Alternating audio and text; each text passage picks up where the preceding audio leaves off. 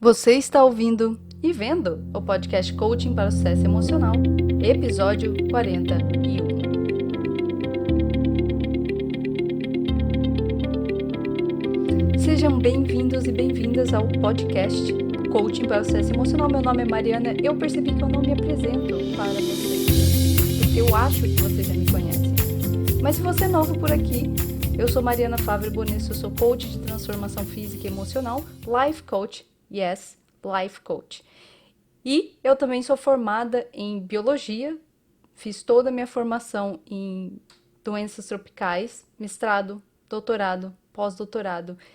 E como você sabe, eu adoro estudar. Eu sempre estou trazendo novos conteúdos aqui para você sobre administração emocional. E hoje nós vamos falar um pouco mais sobre... Esse é um episódio que vai ser algo mais aplicado em relação... Em relação? Não. Esse é um episódio que nós vamos aplicar todo o conhecimento que eu apresentei para você no episódio 39 e no episódio 40. Então, se você não assistiu, corre lá, assiste os dois e daí venha e assiste esse aqui. E se você já me conhece, você deve estar percebendo que alguma coisa mudou por aqui. Cortei o meu cabelo, metade do meu cabelo. Absolutamente metade. Tava precisando de um novo começo e foi isso que eu decidi fazer.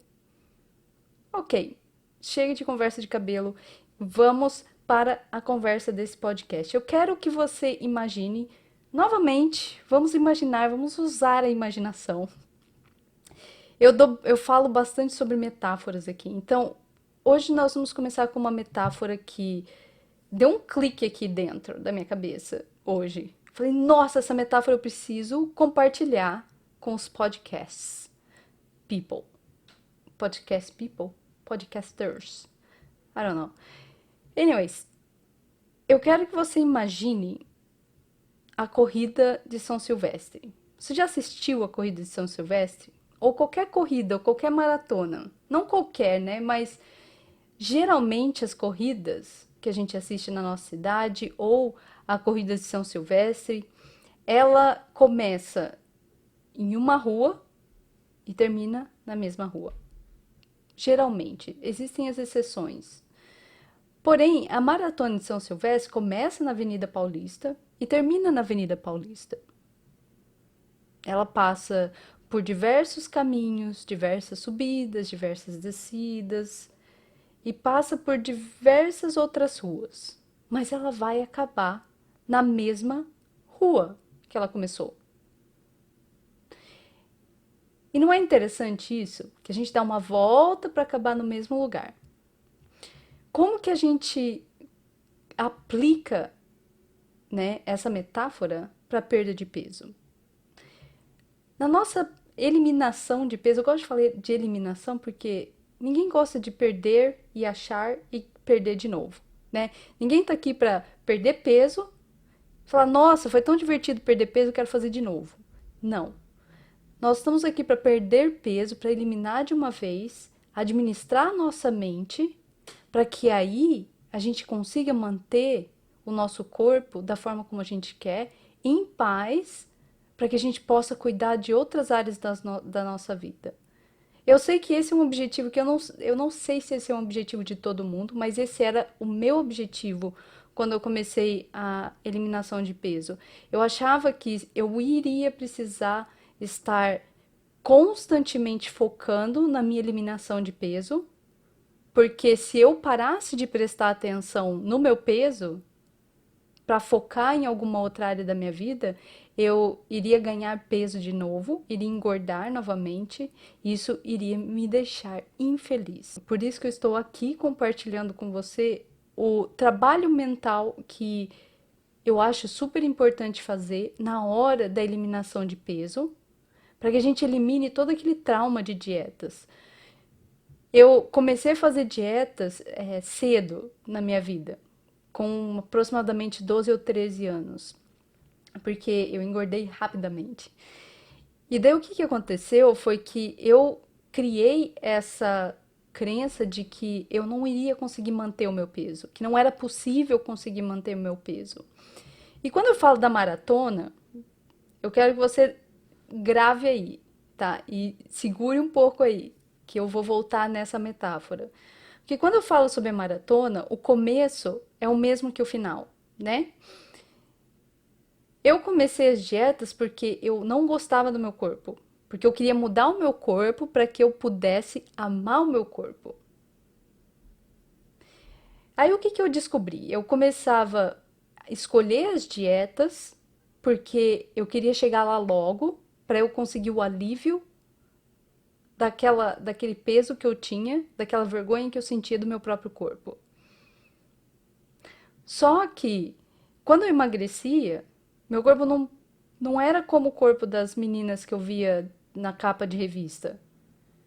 E aquela vergonha ainda estava lá. Ou seja, eu percorri o caminho inteiro, perdi os quilos que eu perdia, e ainda assim eu sentia vergonha do meu corpo. Porque a parte mais importante ali não era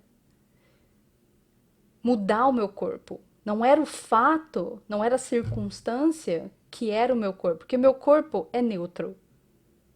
Meu corpo, algumas pessoas vão ter uma opinião e outras pessoas vão ter outras opiniões. Algumas vão ter opiniões positivas e outras vão ter opiniões negativas, outras não vão ter opiniões. Mas a minha opinião era extremamente negativa em relação ao meu corpo. Aí eu buscava incessantemente métodos e formas de mudar o meu corpo para que eu pudesse ter uma visão diferente do meu corpo. Mas não importava o número na balança, o número que eu vestia, não importava o quão magra eu não estava feliz com o meu corpo. E não é porque o meu corpo estava ruim ou feio, mas porque eu não conseguia entender que a forma como eu estava me tratando e a forma como eu estava pensando em relação ao meu corpo era o que estava causando aquela repúdia ou aquela vergonha que eu tinha. E eu achava que não era possível me sentir confortável. Eu achava que todo mundo se sentia desconfortável.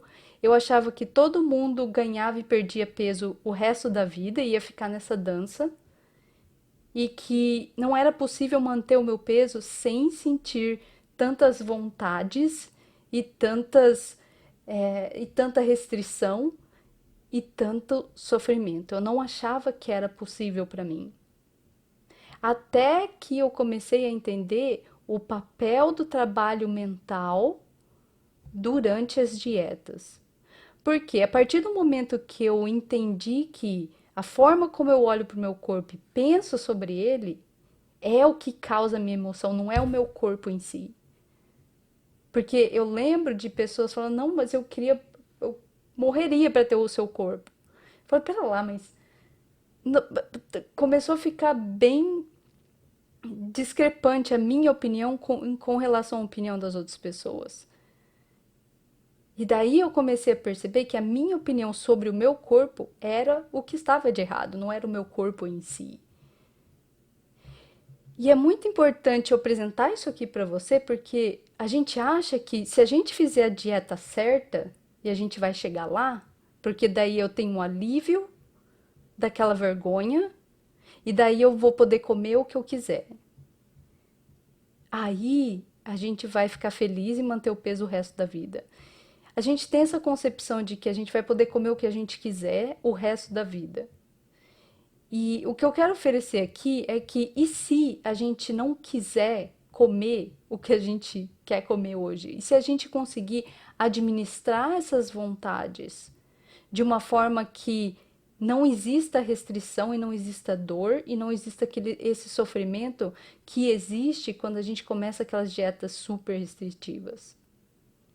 A partir do momento que eu entendi que eu preciso começar todo e qualquer processo, seja todo e qualquer objetivo que eu traço, a minha linha de chegada vai ser a mesma linha de partida, foi aí que eu comecei a entender o principal papel da gente se amar antes da gente começar uma jornada. No caso da maratona, a gente sai da maratona de São Silvestre, né? Eu tô me referindo. A gente sai da Avenida Paulista, a gente anda todo aquele percurso, mas a gente acaba na Avenida Paulista. Então, no caso da gente perder peso, da forma como a gente vai viver, é muito mais importante do que a gente perder peso e depois tentar entender como é que a gente vai viver agora. Existem dois pontos-chave no sucesso de qualquer dieta. O primeiro é que a gente tem que fazer agora o que a gente vai estar fazendo quando a gente perder peso. Seja se amando e se gostando, e seja fazendo as escolhas que a gente vai fazer pelo resto da nossa vida. O mais importante, porque assim, se eu falar para você como que a gente emagrece, você coloca lá no Google, você vai achar diversas dietas e todas elas vão funcionar a partir do momento que você decide fazer elas pelo resto da sua vida. O problema tá que a gente tenta resolver um problema permanente com uma solução temporária. Então a gente escolhe low carb, sabendo que a gente não vai conseguir manter a low carb, ou a cetogênica, sabendo que a gente não vai conseguir manter a cetogênica. Esse era o meu caso. Eu não estou dizendo que isso é o seu caso, ou que ninguém consegue manter a cetogênica ou a low carb. Eu conheço pessoas que seguem a cetogênica e é perfeita para elas. Mas o meu caso não é esse o tipo de solução que eu estava buscando, porque eu sei que eu vou querer um carboidrato ali. Eu sei que eu vou querer um sorvete aqui e ali. Como a gente perde peso é a forma como a gente vai viver. Então é importante que você escolha um ponto de partida que você já goste agora. Essa pressa que a gente tem em chegar no nosso objetivo logo parte do pensamento de que existe uma recompensa quando a gente atingiu o nosso objetivo. Mas a gente não precisa esperar chegar no objetivo para começar a pensar coisas melhores sobre o nosso corpo, para começar a realmente apreciar quem a gente é nesse momento. Porque a linha de chegada é a mesma que a linha de partida. O que eu quero oferecer aqui para você é o seguinte: e se você criasse uma linha de partida diferente dessa vez? E se você criasse a linha de partida que vai ser a mesma que a linha de chegada?